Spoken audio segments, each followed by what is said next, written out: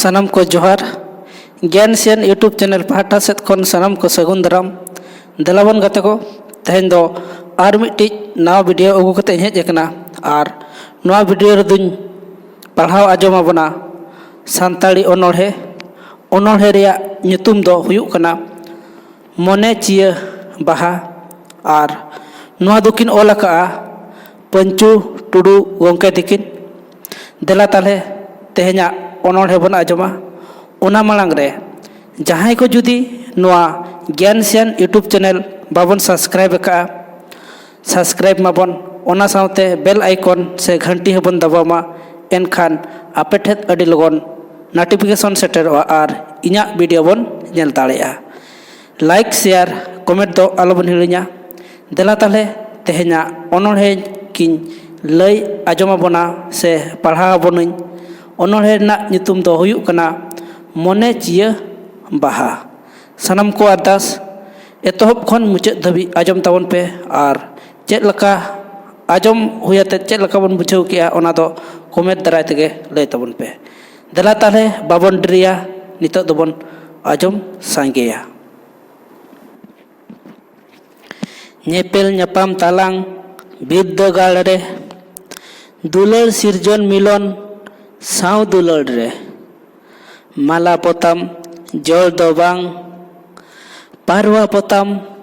जल तालांग फगुन कोयल आलांग ताम बीता चुंडू तालाम ताम किरिंग अमन जुरी न्यूरुत बाहा सड़ी तंगिन में से जुरी बार सेरमा खली फगुन बोंगा मुलु बापला हुयुग गे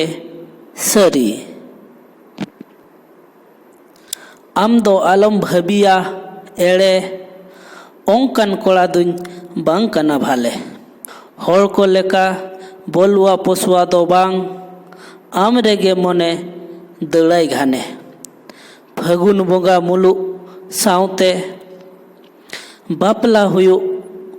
सरी तेगे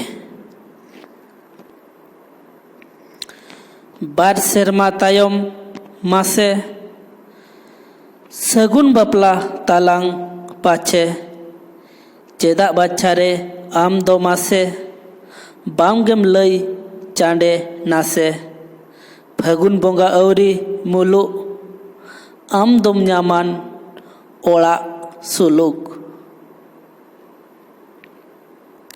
कोलाम चेतन मेदा जरो आमा कथा उयहर साला आलांगा न्यापाम चांदो सखी बनु तालांग मिलन सिकड़ी माया नड़ी राचा तोपा आम दोम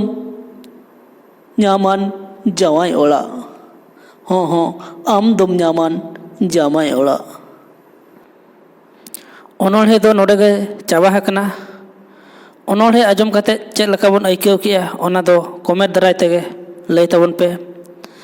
चैनल बो सब्सक्राइब मा ओना साउते बेल आइकन से घंटी हबन दबामा और लाइक शेयर कमेंट दो आलोबन हिड़िña मा ताले तेहेña वीडियो दो